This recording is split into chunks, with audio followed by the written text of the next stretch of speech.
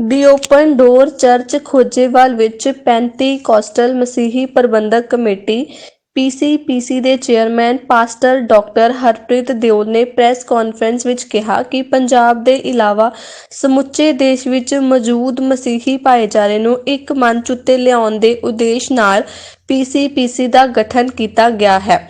ਇਸ ਵਿੱਚ ਮਸੀਹੀ ਭਾਈਚਾਰੇ ਨੂੰ ਸੰਗਠਿਤ ਕਰਕੇ ਉਹਨਾਂ ਦੀਆਂ ਸਮੱਸਿਆਵਾਂ ਨੂੰ ਟੇਬਲ ਟਾਕ ਦੇ ਜ਼ਰੀਏ ਹੱਲ ਕਰਨ ਦੇ ਯਤਨ ਤੇਜ਼ ਕੀਤੇ ਜਾਣਗੇ। ਉਹਨਾਂ ਨੇ ਦਾਅਵਾ ਕੀਤਾ ਹੈ ਕਿ ਇਹ ਖੁਸ਼ੀ ਦੀ ਗੱਲ ਹੈ ਕਿ ਇਸ ਰਾਸ਼ਟਰੀ ਪੱਧਰ ਦੀ ਸੰਸਥਾ ਦੀ ਬੁਨਿਆਦ ਪੰਜਾਬ ਵੱਲੋਂ ਰੱਖੀ ਗਈ ਹੈ, ਕਿਉਂਕਿ ਸਮੇਂ ਦੇ ਨਾਲ ਮਸੀਹੀ ਸਮਾਜ ਦੇ ਉਲਝੇ ਹੋਏ ਮਸਲਿਆਂ ਨੂੰ ਸੁਲਝਾਉਣ ਲਈ ਐਸੇ ਰਾਸ਼ਟਰੀ ਪੱਧਰ ਦੀ ਸੰਸਥਾ ਦੀ ਅਹਿਮ ਜ਼ਰੂਰਤ ਮਹਿਸੂਸ ਹੋ ਰਹੀ ਸੀ, ਜਿਸ ਦੇ ਨਾਲ ਮਸੀਹੀ ਭਾਈਚਾਰੇ ਉੱਤੇ ਹੋਣ ਵਾਲੇ ਜ਼ੁਲਮ, ਚਰਚ ਕਬਰਸਤਾਨਾਂ ਦੀਆਂ ਜ਼ਮੀਨਾਂ ਉੱਤੇ ਕਬਜ਼ਾ ਅਤੇ ਸ਼ਹਿਰੀ ਅਤੇ ਪੇਂਡੂ ਪੱਧਰ ਉੱਤੇ ਕਬਰਿਸਤਾਨ ਨਾ ਹੋਣ ਸਮੇਤ ਤਮਾਮ ਸਮੱਸਿਆਵਾਂ ਨੂੰ ਇੱਕ ਰੰਗ ਮੰਚ ਤੇ ਚੁੱਕਿਆ ਜਾ ਸਕੇ ਅਤੇ ਇਹਨਾਂ ਨੂੰ ਦੂਰ ਕਰਨ ਲਈ ਪਹਿਲ ਕਦਮੀ ਕੀਤੀ ਜਾ ਸਕੇ।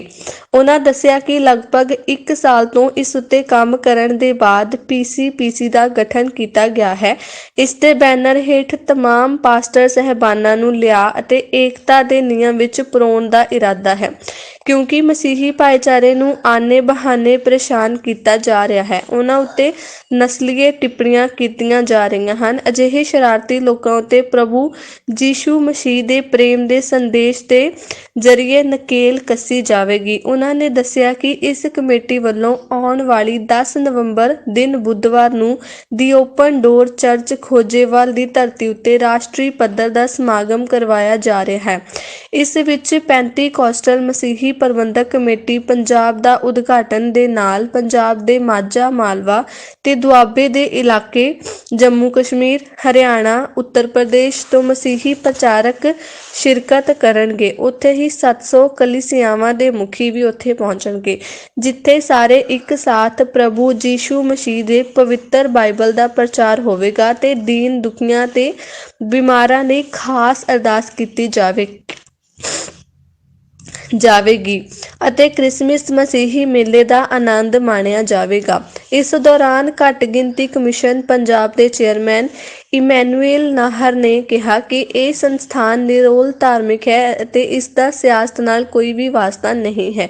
ਉਹਨਾਂ ਨੇ ਮੰਨਿਆ ਕਿ ਰਾਜਨੀਤੀ ਵਿੱਚ ਮਸੀਹੀ ਭਾਈਚਾਰੇ ਦੀ ਮੌਜੂਦਗੀ ਨਾ ਮਾਤਰ ਹੈ। ਇਸ ਵਜ੍ਹਾ ਨਾਲ ਮਸੀਹੀ ਭਾਈਚਾਰੇ ਨੂੰ ਪਰੇਸ਼ਾਨੀਆਂ ਦਾ ਸਾਹਮਣਾ ਕਰਨਾ ਪੈ ਰਿਹਾ ਹੈ। ਉੱਥੇ ਹੀ ਪੀਸੀਪੀਸੀ ਦੇ ਚੇਅਰਮੈਨ ਪਾਸਟਰ ਦਿਓਲ ਨੇ ਕਿਹਾ ਕਿ ਮਸੀਹੀ ਭਾਈਚਾਰੇ ਨੂੰ ਇਕਜੁੱਟ ਨਾ ਹੋਣ ਦੀ ਵਜ੍ਹਾ ਨਾਲ ਮੁਸ਼ਕਲਾਂ ਪੇਸ਼ ਆ ਰਹੀਆਂ ਹਨ। ਪੀਸੀਪੀਸੀ ਮਸੀਹੀ ਭਾਈਚਾਰੇ ਨੂੰ ਇੱਕ ਪਲੇਟਫਾਰਮ ਉੱਤੇ ਲੈ ਕੇ ਆਵੇਗਾ। ਸਭ ਤੋਂ ਪਹਿਲਾਂ ਸਾਰੇ ਹੀ ਸਤਿਕਾਰਯੋਗ ਮਸੀਹੀ ਪਰਿਵਾਰਾਂ ਨੂੰ ਪ੍ਰਭੂ ਯਿਸੂ ਮਸੀਹ ਜੀ ਦੇ ਜ਼ਿੰਦਾ ਨਾਂ 'ਚ ਪਿਆਰ ਭਰੀ ਜੈ ਮਸੀਹ ਦੀ ਪ੍ਰਵਾਨ ਕਰੋ ਜੀ। ਆਪ ਸਭ ਨੂੰ ਪਤਾ ਹੈ ਕਿ 10 ਨਵੰਬਰ 2021 ਦਿਨ ਬੁੱਧਵਾਰ ਨੂੰ ਪੈਂਤੀਕੋਸਟਲ ਕ੍ਰਿਸਚਨ ਪ੍ਰਬੰਧਕ ਕਮੇਟੀ ਦਾ ਉਦਘਾਟਨ ਸਮਾਰੋਹ ਹੋ ਰਿਹਾ ਹੈ ਔਰ ਨਾਲ ਹੀ ਕ੍ਰਿਸਮਸ ਸੈਲੀਬ੍ਰੇਸ਼ਨ ਕੀਤੀ ਜਾ ਰਹੀ ਹੈ। ਤੇ ਅਸੀਂ ਸਾਰੀਆਂ ਸੰਗਤਾਂ ਨੂੰ ਪੁਰਜ਼ੋਰ ਅਪੀਲ ਕਰਦੇ ਹਾਂ ਕਿ ਇਸ ਪ੍ਰੋਗਰਾਮ ਦੇ ਵਿੱਚ ਓਪਨ ਡੋਰ ਚਰਚ ਖੋਜੇਵਾਲ ਵਿੱਚ ਪਹੁੰਚ ਕੇ ਇਸ ਜਿਹੜੇ ਇਵੈਂਟ ਅਸੀਂ ਕਰ ਰਹੇ ਹਾਂ ਉਸ ਦਾ ਹਿੱਸਾ ਬਣੋ ਤੇ ਖੁਦਾਬੰਦ ਪ੍ਰਭੂ ਯਿਸੂ ਮਸੀਹ ਦੇ ਨਾਂ 'ਚ ਆਪਣੀਆਂ ਬਰਕਤਾਂ ਨੂੰ ਪ੍ਰਾਪਤ ਕਰੋ। ਪਾਸਟਰਸ ਲੋਕਾਂ ਦਾ ਸਾਡੇ ਕੋਲ ਰੁਝਾਨ ਹੈ ਕਿ ਕਰੀਬ 1,500 ਪ੍ਰਚਾਰਕ ਜਿਹੜੇ ਉਹ ਇਕੱਠੇ ਹੋ ਰਹੇ ਆ ਤੇ ਉਹਨਾਂ ਦੇ ਮਗਰ ਸੰਗਤਾਂ ਜਿਹੜੀਆਂ ਨੇ ਉਹ ਹਜ਼ਾਰਾਂ ਦੀ ਗਿਣਤੀ ਵਿੱਚ ਹੋਣਗੀਆਂ। ਅਸੀਂ ਬਿਲਕੁਲ ਸਮੇਂ ਤੇ ਜਿਹੜੀਆਂ ਪ੍ਰੋਬਲਮਸ ਆਉਂਦੀਆਂ ਉਹ ਸਰਕਾਰਾਂ ਦੇ ਧਿਆਨ ਵਿੱਚ ਲਿਆਵਾਂਗੇ ਤੇ ਸਾਨੂੰ ਉਮੀਦ ਆ ਕਿ ਸਾਨੂੰ ਜ਼ਰੂਰ ਜਿਹੜਾ ਆ ਉਹਦਾ ਹੱਕ ਮਿਲ ਜਾਏਗਾ। 1 ਸਾਲ ਹਜੇ ਇਹਨੂੰ ਹੋਇਆ ਚੱਲ ਰਿਹਾ ਆ ਪ੍ਰੋਗਰਾਮ ਤੇ ਬਹੁਤ ਸਾਰੇ ਜ਼ਿਲ੍ਹਿਆਂ ਦੇ ਵਿੱਚ ਪ੍ਰਤੀਨਿਧਤਾ ਜਿਹੜੀ ਆ ਉਹ ਦਿੱਤੀ ਗਈ ਆ, ਬਹੁਤ ਸਾਰੇ ਜ਼ਿਲ੍ਹਿਆਂ 'ਚ ਦੇਣ ਵਾਲੀ ਆ, ਬਹੁਤ ਸਾਰੀਆਂ ਸਟੇਟਾਂ ਦੇ ਵਿੱਚ ਵੀ ਜਿਹੜੇ ਆ ਪਾਸਟਰਸ ਆ ਹੁਣ ਉਹਨਾਂ ਨੂੰ ਲੱਗਦਾ ਕਿ ਇਹਦੀ ਜ਼ਰੂਰਤ ਹੈ ਤੇ ਉਸ ਨੂੰ ਕਵਰ ਕਰਨ ਦੀ ਪੂਰੀ ਤਿਆਰੀ ਦੇ ਵਿੱਚ ਆ ਤੇ ਕੋਸ਼ਿਸ਼ ਕਰ ਰਹੇ। ਬਹੁਤ ਜਲਦੀ ਸਾਰਾ ਕੰਪਲੀਟ ਹੋ ਜਾਏਗਾ। ਇਹਦੇ ਵਿੱਚ ਸਾਡੇ ਮੁੱਖ ਜਿਹੜੇ ਆ ਉਹ ਚੇਅਰਮੈਨ ਦੇ ਤੌਰ ਤੇ ਮੈਂ ਸੇਵਾ ਨਿਭਾ ਰਿਹਾ ਔਰ ਸਾਡੇ ਨਾਲ ਪ੍ਰਧਾਨ ਧਰਮਿੰਦਰ ਬਾਜਵਾ ਜੀ ਹੈਗੇ ਨੇ ਤੇ ਹੋਰ ਬਹੁਤ ਸਾਰੇ ਵੱਖ-ਵੱਖ ਜ਼ਿਲ੍ਹਿਆਂ ਦੇ ਵਿੱਚੋਂ ਜਿਹੜੇ ਨੇ ਉਹ ਬੰਦੇ ਜਿਹੜੇ ਨੇ ਉਹ ਆਪਣੀਆਂ ਜ਼ਿੰਮੇਵਾਰੀਆਂ ਨਿਭਾ ਰਹੇ ਆ ਕਿ ਜਿਹੜਾ ਪਿਆਰ ਆ ਉਹ ਕਾਇਮ ਰਵੇ ਤੇ ਜੇ ਵਿੱਚ ਕੋਈ ਉਲਝਣ ਪੈਂਦੀ ਆ ਤਾਂ ਉਹਦਾ ਟੇਬਲ ਟਾਕ ਦੇ ਰਾਹੀਂ ਹੱਲ ਕੀਤਾ ਜਾਵੇ। ਇਹਦੀ ਸ਼ੁਰੂਆਤ ਪੰਜਾਬ 'ਚ ਹੀ ਕਿਉਂ ਕੀਤੀ ਗਈ? ਸੌਰੀ, ਕਮੇਟੀ ਦਾ ਗਠਨ ਪੰਜਾਬ ਦੇ ਵਿੱਚ ਹੀ ਕਿਉਂ ਇਹਦਾ ਸ਼ੁਰੂਆਤ ਕੀਤੀ ਗਈ? ਇਹ ਤਾਂ ਜੇ ਕਿਸੇ ਨੂੰ ਕੋਈ ਕਾਲ ਆਉਂਦੀ ਆ ਉਹ ਤਾਂ ਡਿਪੈਂਡ ਆ ਨਾ ਕਿ ਕੌਣ ਆ ਜਿਹੜਾ ਪਹਿਲ ਕਰ ਸਕਦਾ ਕਿਸੇ ਵੀ ਕੰਮ ਦੇ ਲਈ। ਕਿਸੇ ਨੂੰ ਤਾਂ ਪਹਿਲ ਕਰਨੀ ਪੈਂਦੀ ਆ, ਸੋ ਇਸ ਕਰਕੇ ਪੰਜਾਬ ਨੇ ਪਹਿਲ ਕੀਤੀ ਆ ਤੇ ਸਾਡੇ ਸਾਰੇ ਜਿਹੜੇ ਹੋਰ ਡਿਸਟ੍ਰਿਕਟਸ ਹੈਗੇ ਨੇ, ਅਦਰ ਸਟੇਟਸ ਹੈਗੀਆਂ ਨੇ, ਉਹ ਸਾਡੇ ਨਾਲ ਖੜੀਆਂ ਨੇ। ਇਲੈਕਸ਼ਨ ਵੀ ਆ ਰਹੀ ਹੈ। ਇਲੈਕਸ਼ਨ ਦਾ ਸਾਡਾ ਸਿਰਫ ਰੂਹਾਨੀਅਤ ਦਾ ਕੰਮ ਹੈ। ਮਨਾਟਿਕ ਕਮਿਸ਼ਨ ਪੰਜਾਬ, ਔਰ ਅੱਜ ਮੈਂ ਇੱਕ ਬਹੁਤ ਵੱਡਾ ਜੋ ਪੰਜਾਬ ਵਿੱਚ ਈਵੈਂਟ ਹੋਣ ਜਾ ਰਿਹਾ ਹੈਗਾ ਵਾ, under the leadership of pastor Harpreet Deol ਜੀ, ਜੋ ਇਸ ਕਮੇਟੀ ਦੇ ਔਰ ਇਸ ਪ੍ਰਬੰਧਕ ਕਮੇਟੀ ਦੇ ਚੇਅਰਮੈਨ ਵੀ ਨੇ।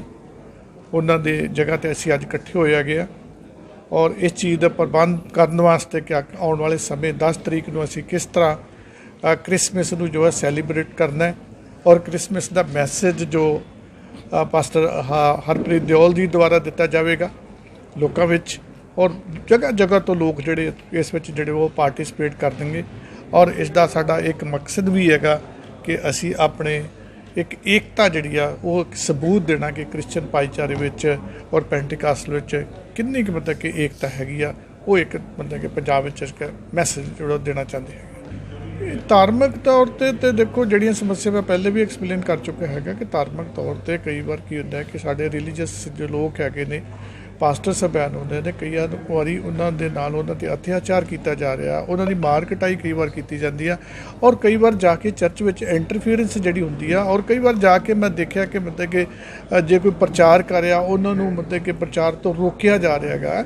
ਅਜਿਹੀਆਂ ਗੱਲਾਂ ਜਿਹੜੀਆਂ ਦੇਖੋ ਪ੍ਰਚਾਰ ਕਰਨ ਤੋਂ ਕਿਸੇ ਨੂੰ ਰੋਕਿਆ ਨਹੀਂ ਜਾ ਸਕਦਾ। ਇਹ ਇੱਕ ਮਤਲਬ ਧਾਰਮਿਕ ਆਜ਼ਾਦੀ ਹੈ, ਮਤਲਬ ਸਭ ਨੂੰ ਆਜ਼ਾਦੀ ਹੈਗੀ ਆ ਔਰ ਖਾਸ ਕਰਕੇ ਪੰਜਾਬ ਵਿੱਚ ਬੜਾ ਹੀ ਇੱਕ ਸੈਕੂਲਰ ਮਤਲਬ ਕਿ ਸਟੇਟ ਹੈਗੀ ਆ।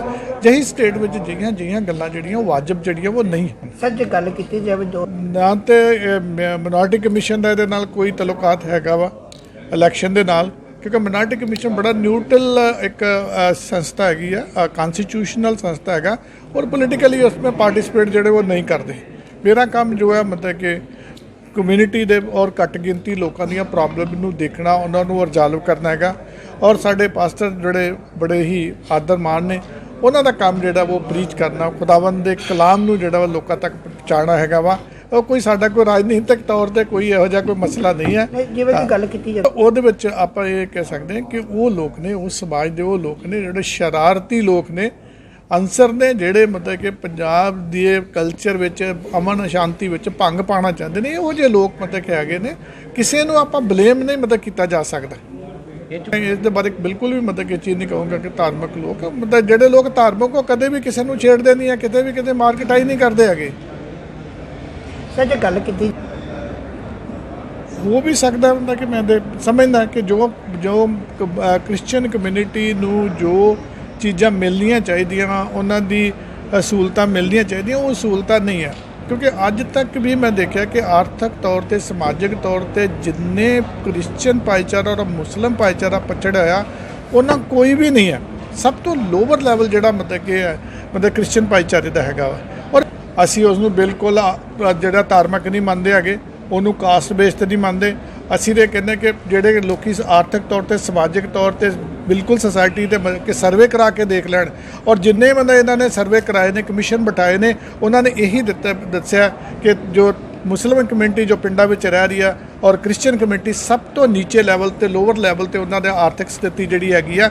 ਇਸ ਕਰਕੇ ਅਸੀਂ ਮੰਗ ਕਰਦੇ ਹਾਂ ਕਿ ਜਿਹੜੇ ਲੋਕ ਆਰਥਿਕ ਤੌਰ ਤੇ ਬਹੁਤ ਪਛੜੇ ਹੋਏ ਨੇ, ਕਮ ਸੇ ਕਮ ਮਤਲਬ ਕਿ ਉਹਨਾਂ ਨੂੰ ਰਿਜ਼ਰਵੇਸ਼ਨ ਤੇ ਮਤਲਬ ਦਿੱਤੀ ਜਾਏ ਤਾਂ ਜੋ ਉੱਪਰ ਉੱਠ ਸਕਣ, ਤਾਂ ਮਿਲਣੀਆਂ ਚਾਹੀਦੀਆਂ ਹੈਗੀਆਂ ਨੇ।